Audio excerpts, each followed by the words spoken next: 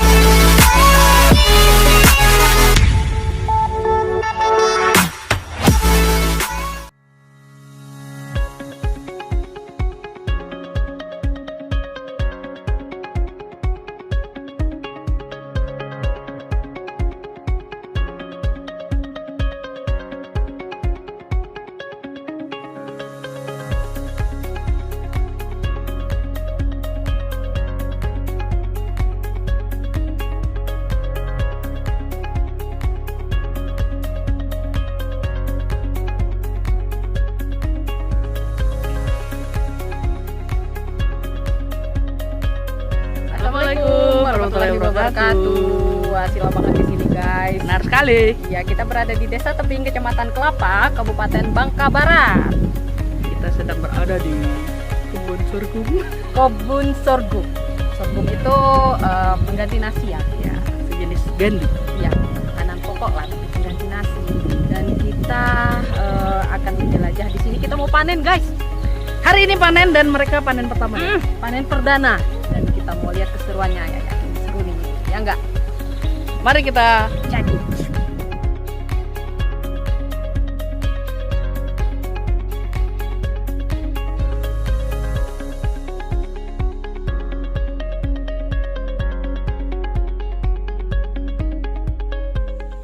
coba silakan memperkenalkan diri. Assalamualaikum warahmatullahi wabarakatuh. Saya Ahmadi SPLC selaku Kasih Kerjasama dan Pelayan Pengkajian BPTB Kebun Bangka Belitung. Dalam hal ini saya mendorong bagi penggiat sorghum di wilayah Kebun Bangka Belitung, nanti di bawah naungan Pak Ferdi dengan PT Langgeng Duta Bersama, agar terkait dengan penanaman sorghum ini lebih dimasifkan. Ini sebagai salah satu contoh, Pak Narto sebagai petani pelaksananya, kita juga sudah cukup apresiasi atas keberhasilan ini. Cuman nanti ke depan lebih ditingkatkan lagi. Dari BPTB Kebun Bangka Belitung bekerja sama dengan PT Langgeng Duta Bersama akan menyiapkan perbenihan sorghum untuk Kebun Bangka Belitung. Tahun ini kita coba seluas 2 hektar. Nanti kalau produksinya itu bisa sampai 9 ton per hektar, berarti kan kita sudah mempunyai benih sekitar lebih kurang nanti 100 ton untuk sekali panen. Nah, itu kalau 3 kali panen berarti ada 300 ton untuk keperluan benih sorghum di Provinsi Bangka Belitung. Sorghum ini cukup bagus sebagai pangan alternatif bagi Provinsi Bangka Belitung, karena kita ketahui Provinsi Bangka Belitung saat ini baru bisa memproduksi pangan, khususnya beras itu baru 20-30% dari total kebutuhan pangan di Provinsi Bangka Belitung.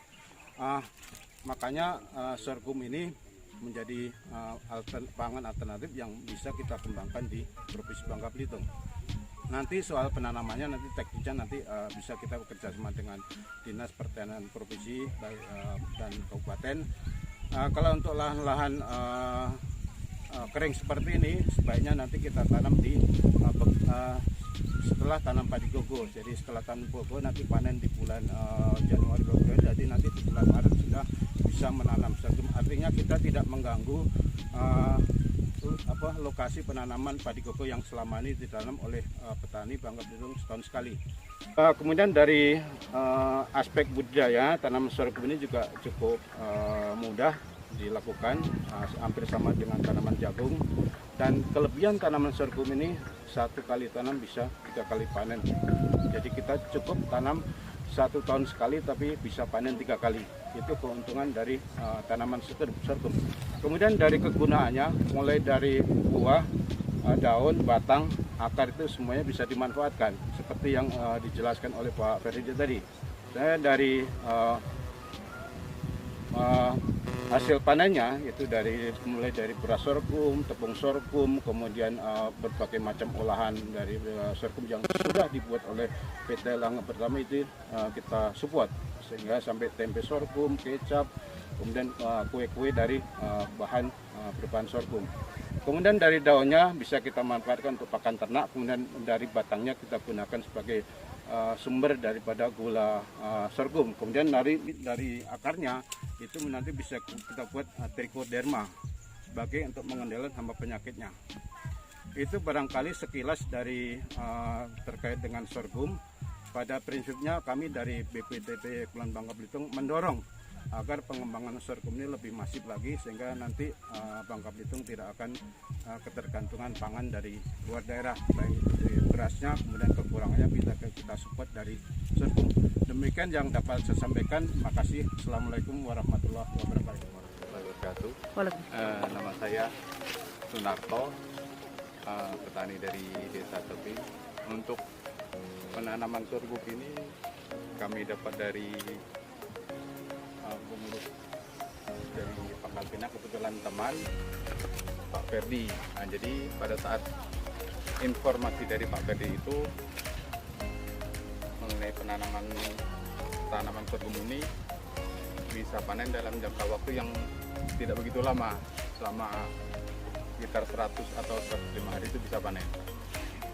Nah, jadi saya coba karena pertama kali saya menanam ini, ya mungkin ada kekurangannya, tapi untuk kedepannya mungkin bisa kita perbaiki, jadi bisa menghasilkan hasil yang seperti yang kita ingin, yang maksimal gitu.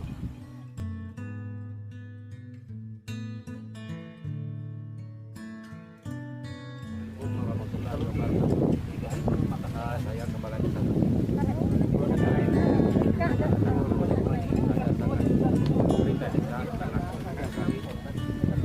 termasuk pangan itu pangan pengganti beras kalau salah itu. Nanti kalau nggak ada beras ya kita mungkin tidak kelaparan. Itu kita di sini akan saya titik-beratkan bahwa karena masyarakat masih awam dengan tanaman sorghum ini dan harga pun belum tahu berapa satu kilonya. Dan selanjutnya pemerintah Desa Tebing sangat mendukung sekali untuk tanaman sorghum ini. Sekali lagi saya sampaikan, namun dari pihak pemerintah hendaknya menjamin daripada harga sorghum ini jangan sampai dibuat PHP, karena masyarakat sering sekali terkecoh dengan hal-hal yang sedemikian yang harganya yang belum jelas, jadi masyarakat enggan untuk bertanam sorghum ini. Namun saya akan mencoba, selesai ini akan saya coba, saya ada punya tanah 1 hektar untuk setengah hektar akan saya coba untuk tanaman sorghum ini, dan sekarang ini tanahnya sudah siap ditanam. Karena saya akan memotivasi masyarakat bagaimana gerak-gerik masyarakat nantinya untuk tindak lanjut dari tanaman sorghum ini. Terima kasih. Kami sebagai PPL sini sangat mendukung sekali dengan ada kegiatan ini.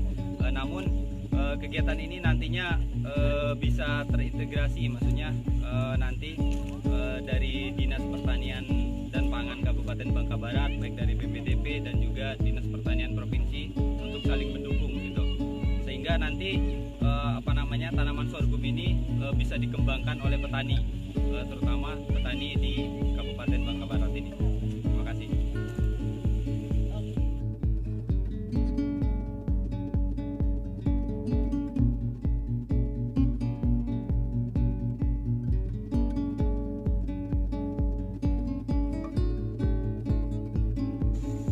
Ya, setelah berumur sekitar 105 atau 110 hari, tanaman sorghum ini siap dipanen. Jadi cara menemaninya seperti ini. Mari kita lihat. Yang mana?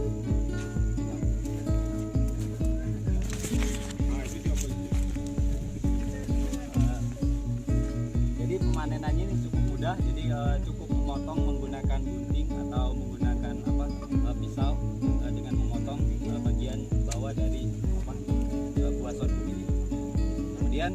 Dan ya, tanaman sorghum ini mempunyai potensi hasil sekitar 9 ton per hektarnya. Jadi cukup tinggi. Namun untuk hasil yang didapatkan selama ini mencapai dari 6 sampai 7 ton.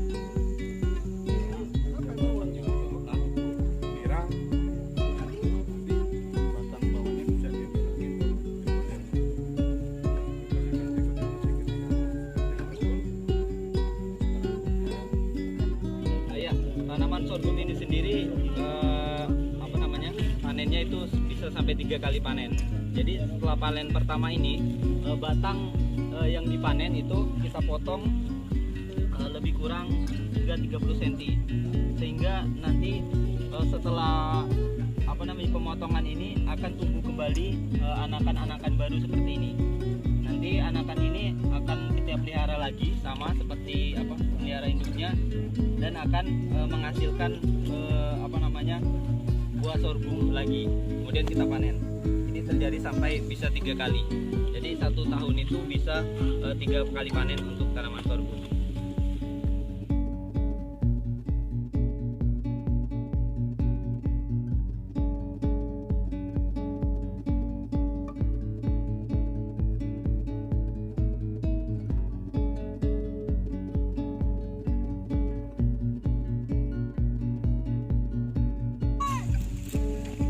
Jadi ini nanti calon mata tunas yang akan tumbuh dan kita pelihara untuk panen berikutnya.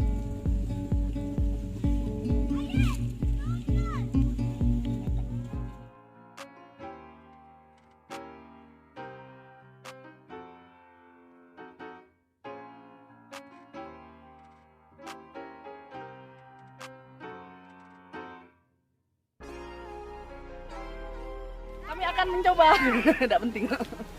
Baiklah, kita akan coba panen ya. Sarangi. Satu lagi. Doang.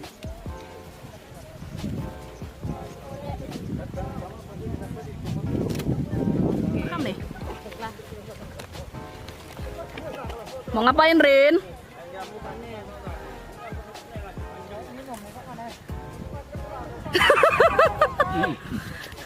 Anda tidak meyakinkan. Oh, oke.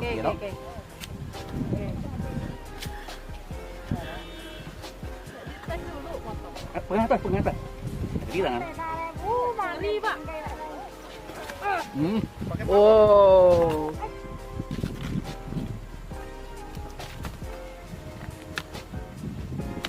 Oke, guys. Jadi untuk memanen sorghum itu kita lihat dari ini ya, pipil-pipil bijinya ini ya. Kalau bijinya udah mulai menghitam, malah menguning itu ini udah siap untuk dipanen. Tapi kalau masih hijau kayak gini, ini masih nunggu kira-kira berapa hari lagi telat.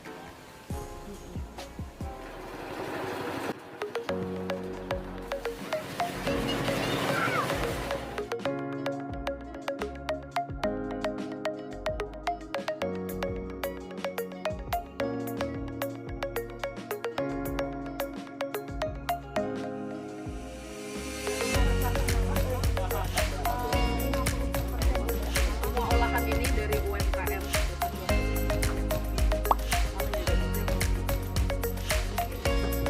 Ini udah ada PRT-nya belum ya? Guys, jadi dari sorghum ini bisa menghasilkan berbagai macam. Salah satunya popcorn. Kemudian ada berasnya.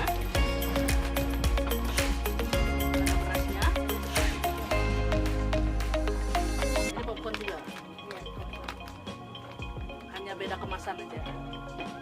Juga bisa dibikin kue jongkong.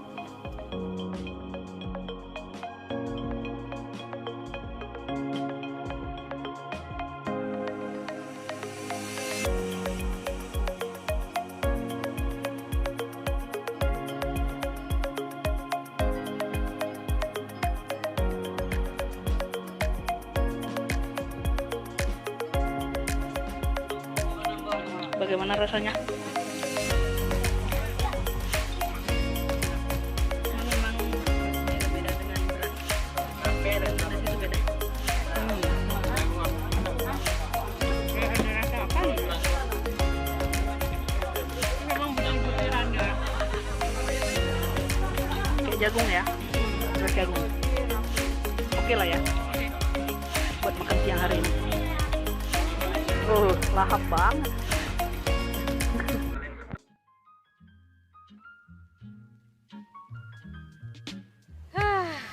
Akhirnya Selesai juga. sudah juga kegiatan kita hari ini. Kita sudah Panen. panen dan wawancara juga sih beberapa orang, pemilik kebun, pemilik PT, PPL, juga Badan Pertanian Provinsi ya gitu. Jadi pada intinya sorghum ini memang layak untuk mengganti nasi, apalagi memang enak sih katanya ya. Enak. Dibikin brownies tadi. Gue Brownies coba. tadi Wah, enak, kue banget. jongkong enak. Ini juga Nina juga lagi makan Popcornnya. Sampai jumpa di catatan Sampai jumpa run di catatan berikutnya. Jangan lupa like like and subscribe. Catatan run.